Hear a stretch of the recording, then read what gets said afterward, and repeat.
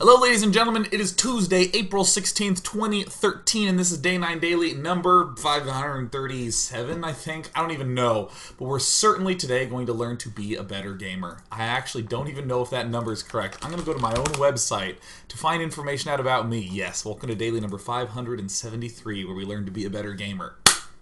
In today's Terran vs. Zerg Daily, we're going to be focusing on the Terran player LiquidTaeJa, TaeJa, and exploring two basic premises. The first one is really the reason why I chose this. Everyone says to play a standard, stable style. But if you're getting attacked or there's weird things getting thrown at you, sometimes it can feel confusing how to stay on track with your plan. We're going to look at the way that TaeJa has a really simple plan and how all the ways that he defends these attacks still keep him on track with his plan. It's the pinnacle of stable play, of thwarting all these issues. It's really, really great to see. So that's the first one. And the second one that we'll see in part 2 and 3 is how amazing TaeJa's unit positioning is. It's just great. And the way he attacks and his attack patterns, it's fantastic. I'm gonna start working out. Not soon. Gonna do the daily first. Cool. Tomorrow I also wanted to look at some of the Terran vs. Protoss mech we've been seeing a lot in the WCS EU qualifier, so I'm pumped for that. And then Bioshock Infinite on Friday. Great. I'm gonna hop right into this. What am I talking about? Oh yes, okay, so let me just introduce who we're looking at. This was actually played on April 1st, which is why the Warhounds are the workers, for any of you who didn't see that April Fool's joke. Blizzard turned all the workers into Warhounds to make sure the game was balanced enough. So, TaeJa is down here in the bottom right. Up in the top left is Root Gaming's Yu-Gi-Oh!, who's an incredibly strong Zerg. Looks really good in this game. So what I'm going to do is I'm going to make the basic statement of TaeJa's strategy. TaeJa wants to go Marine, Tank, Medevac. I know this biomine style has become very popular, especially after seeing Flash utilize it so well at the MLG Winter Championships. But Tank, Marine, Medevac, frickin' standard, man. So standard. That's like Wings of Liberty standard right there. So what I actually want to do is standard stuff. I'm actually going to I'm going to step into my favorite tool to note this, Notepad. What are the basics of Marine, Tank, Medevac? Okay, with any basic strategy, I actually want to list out some of the basic things, but what I'm going to list out are the buildings, because obviously, oh god. Oh, what a disaster this is. Okay, there we go. Obviously, with any strategy that you think of, it's easy to think in terms of the units. It's easy to think about, oh yeah, dude, if I go Medevac Marauder drops, I can do bleh, or if I go Hellbat Tank, that's pretty cool. But far more important, far more fundamental to a Terran strategy is what the buildings are on the backside. Because you can have a factory and make a tank, make a Thor, make a Hellbat, whatever you want. But if you build a factory with a reactor, that's going to be that way for basically the whole game. If you have 2 starports and 1 factory, that greatly, or that far more defines what you can and can't do versus what units you are building. So we want to think about these basics. So, bam. What are some of the basics? Okay, so I'm going to note these when on 2 base. When on 2 base, we want 2 E-bays for upgrades. We want 1 to 2 factories for tanks. We want reactored starport. And we want probably around somewhere between, generally it's 5 racks. 4 reactor, 1 tech lab.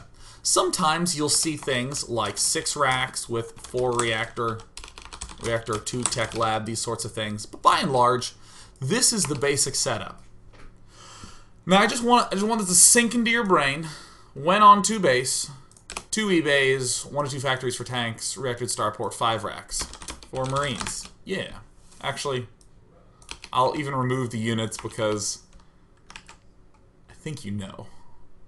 I think you know. Alright, cool. We're going to list these off because we're going to constantly come back and look at these as we come back. Now, or as the game progresses. Now, one thing I want to note about Marine Tank Medevac. We're going to make that standard statement, and I actually want to spend some time before the game even starts. Like, let's say you just got home from a long day of classes, and you're like, I want a ladder, so you're walking back to your dorm room, and you're trying to think, okay, I'm going to go Marine Tank Medevac. Why? Why is that your unit composition? And if you say, because it's standard, then that's wrong, and you get -5 points on Day 9's Quiz of Life. By the way, I have a Dresden Files mug. So cool. Excellent. Standard is not a statement of why. It's just a statement of generally what people do. Marines are very strong at dealing with mutalisks, and they're a good all-purpose damage unit against zerglings and roaches. They're not so good against banelings. That's what our tanks are really for. Our tanks are the big baneling killers and can help a little bit with roaches. And the medevacs are there to give us mobility for drop, to help our Marines move out and apply pressure, and then also for the big healing. So we've listed all those things out, and now we're going to hop into this game. I spent a little bit of time noting all that. Oh, look at this. We even got everything cranking, except the sound. Rats. I spent a little bit of time noting this wonderful notepad document because we never want to forget that these are our eventual goals. And as this game is going to go on, we're going to see TaeJa do some weird strategies, we're going to see Yu-Gi-Oh! Do some really weird attacks, and we're going to see all the answers from TaeJa. We're going to see all the answers from TaeJa. Never deviate too far from this. So let's go ahead and speed things up. Again, I'm going to make the very simple statement. TaeJa wants to go for Marine Tank in this game. He wants to go for frickin' Marine Tank. Now here's an opening that I think is becoming quite popular in the good old HOTS. A Proxy Reaper opening. Following it up with a Swift Refinery. Now, with all this said, I want to stop right now because any good strategizer, which is you, doesn't just think about an opening in terms of, you know, ooh, Reapers are cool, I can do damage with them. It thinks of it in terms of this. If we want to go Marine Tank Medevac, and we are opening with a really fast refinery, what are some of the things that we want to be following up with? Well, I probably don't want to go straight for 3 or 4 barracks because I'm not utilizing the gas. So really the only two smart transitions are to go for a factory to use this gas, or to get a lot of barracks with add-ons, like a barracks with a reactor and a barracks with tech lab, because we want this stim. And I actually will even put stim, combat shield, just to be a little bit... oh god, oh my god. Just to be a little bit extra specific. So, notice what I've done right now. Notice what I've done right now. I've said that there's really only 2 reasonable follow-ups from this. Barracks with add-ons, or a factory, because of this gas. Now, you might say, well, what about the E-bays? And because I'm excessive, I'm even going to write out engineering bays. Why not go for engineering bays in this? I'm just going to tell you right now, trust me, it's really bad to go 1 barracks, harass, into fast +1/+1, because then your 2 Reapers will be 1/1 and you'll fucking die. So that's just off the table. Given these 2 options of going for very fast, double add-on to utilize the geyser, or to go for a factory to utilize the geyser, the only one that really makes sense right now is a factory, because one of our barracks is way the hell over here. So notice this interaction. I want to do Reaper Harass opening. I want to go Marine Tank. So the only thing that really makes sense is for me to follow up with a factory, because otherwise I will not be using all this gas. So great, here's the harassment. I just want to note that Yu-Gi-Oh! Plays like a freaking genius this game. I think Yu-Gi-Oh! Plays magnificently. But we won't spend a lot of time talking about Yu-Gi-Oh!'s logic. We'll spend more time talking about TaeJa. Because, geez, have I done a lot of Zerg games this week. Woo, baby. So, or last week. So TaeJa is already doing some smart harassment. These are drones, by the way. Trying to pick off as many drones as possible. Trying to set up this bunker. The bunker placement very intelligent because you can't attack the building drone from the south because there's a hatch there. You can't attack the building SCV from the north because there's minerals here. It's a very nice positioning. Already planning out the defensive angle, TaeJa, throwing down these supply depots and the factory to form a complete wall. And the Reaper harass is just being annoying at this point in time. I'm actually going to un-alt-F this so that way it sticks to standard colors. And then the good old pullback at this point in time.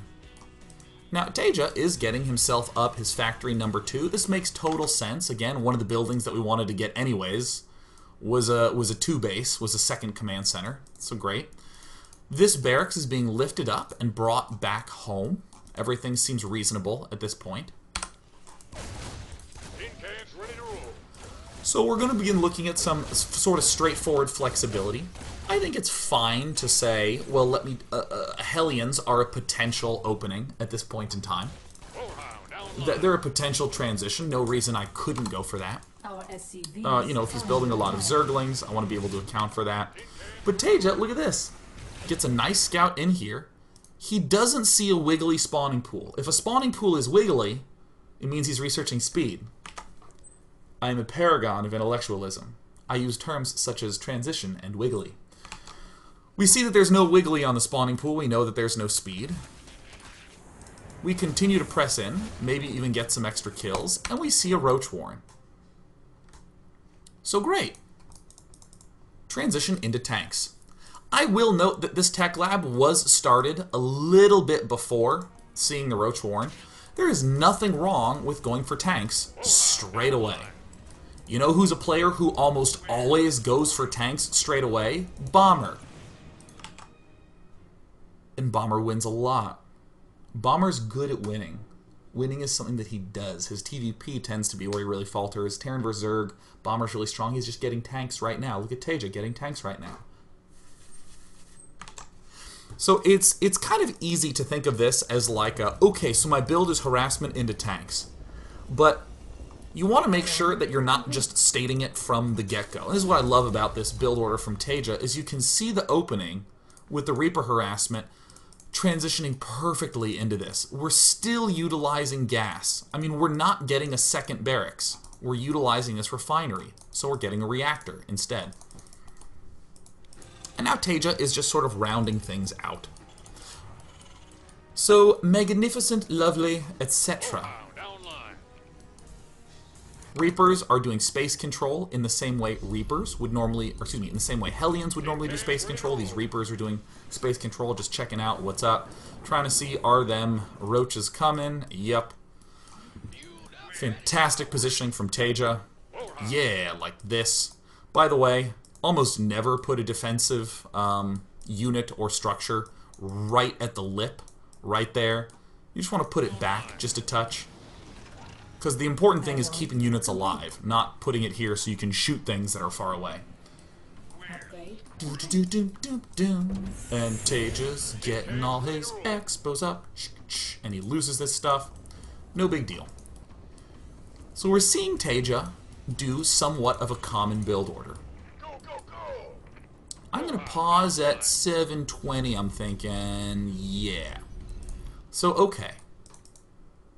Once upon a time, you had a friend who was like, dude, you gotta play standard, man. If you don't play standard, it's bad and dumb. And then you went on LiquidTaeJa, like a really great resource. You found some builds, you watched some GSL, you watched some tournaments, and you think, alright, cool. I have my build order.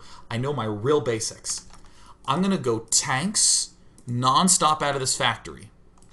I'm gonna be getting a whole bunch of Marines. And then these 2 barracks are gonna be stockpiling up my Marines. I have my 3 macro command centers up, or excuse me, I have my 3 command centers up, including a bonus command centers. This is great.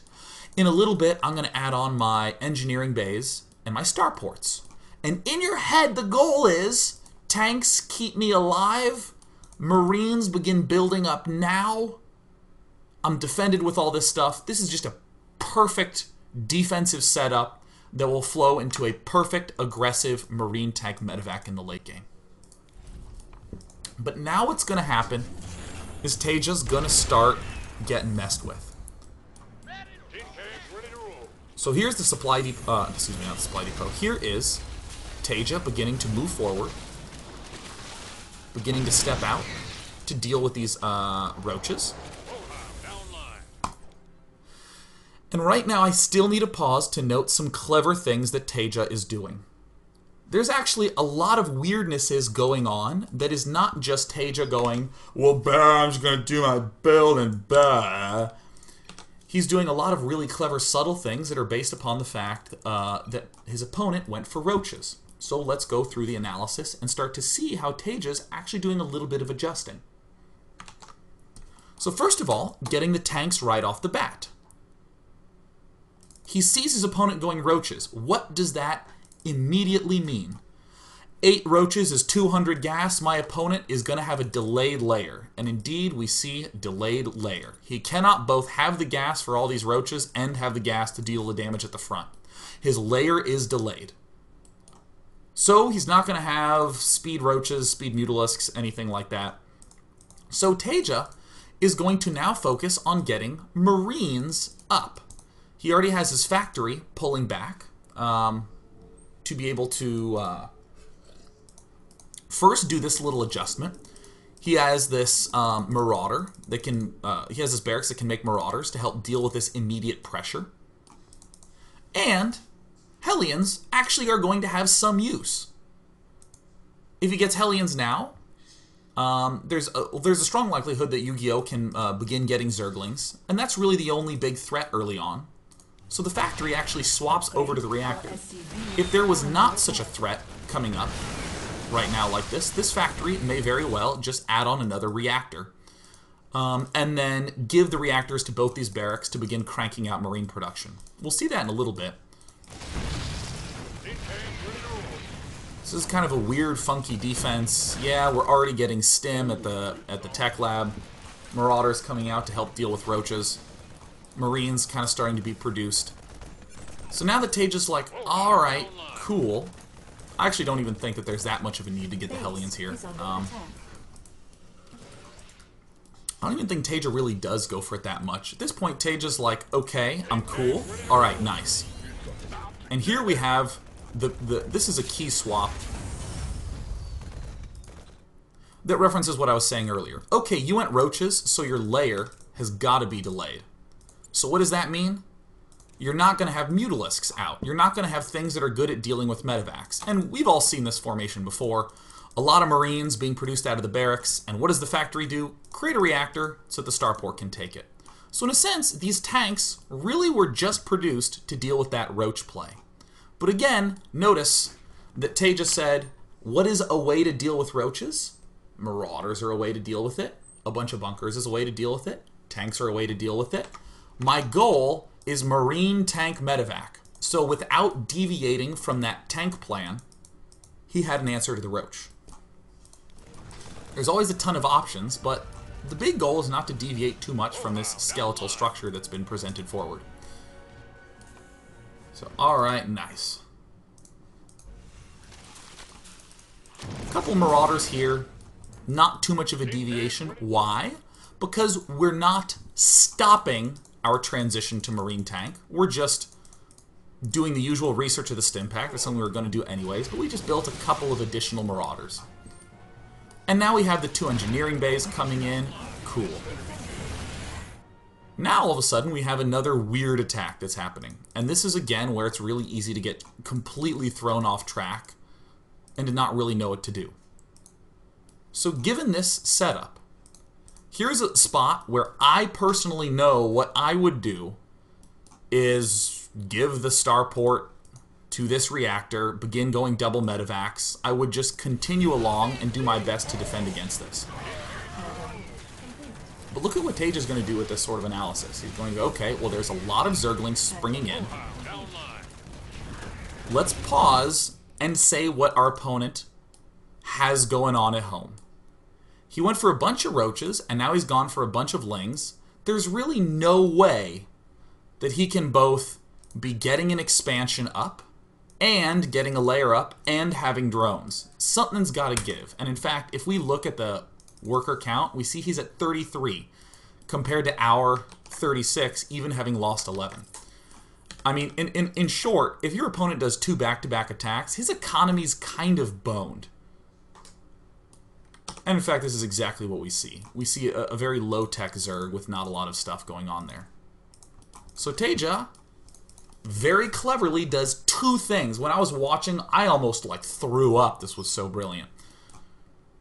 Base is under attack. Alright, so he's building double Hellion out of the factory. On a simple level, because, well, there's Zerglings there, and I have to build stuff that can defend those. But on a more broad level, even though we're at the 10-minute mark, there's no way he can be getting layer and amazing economy. These Hellions are going to have a lot more value beyond just, brr, let me defend this. Begins getting a medevac. Okay, so that seems to make sense. There's no reason we wouldn't want to get a medevac up to help support our Marines. Some very nice control from TaeJa. Ends up keeping things alive and well. Then watch this. This is totally kick-ass. Yeah, yeah, yeah. Kind of out of the blue, a Viking gets produced by TaeJa. A very, very late Viking. Is it now or in a little bit? Yeah, there it is. I want this to just seep in here a little bit. In the midst of all these attacks, TaeJa has opted to add on 4 Hellions and a Viking. If Zerg has been throwing out all these Zerglings and Roaches from his expansions, he physically cannot be having an amazing layer tech. Therefore, drop play is going to be really strong. He just can't have Mutalisks. He's only going to have ground stuff. Viking, going to be really strong. He can't have the Mutalisks up by now. There's no way. The only thing he can really have is Zerglings. So, these Hellions from TaeJa make a lot of sense. And the last thing that I want to say before we step away to break is this is one of the reasons why I note that the buildings are the most important part. Once this Viking is done, and once this Hellion is done, TaeJa simply swaps this add-on, lands the factory with a tech lab, and instantly TaeJa is going Marine Tank Medevac. There's been no crazy deviation. Here's something that is true. If my opponent can't possibly have Mutalisks, then Banshees are going to be quite strong right now. But if you go to Banshees, you're taking away, you're getting a tech lab add-on for your starport. The factory's not really going to have a lot of usefulness there. The buildings are staying so focused. All the answers that TaeJa has done in this circumstance has not resulted in him messing with his core building composition at all. Which I was just like, ooh, that's a good point. Thank you, TaeJa. You're so smart. So, we're going to take a break, and when we come back, we're going to see TaeJa begin to use these Hellions, this Viking, and this drop, given the read that he has gleaned from his opponent. And we'll talk a little bit more about how that relates to this focus of Marine Tank Medevac. Be back in a bit. See you in like 2 or 3 minutes. Let's listen to some Purity Ring. Yeah.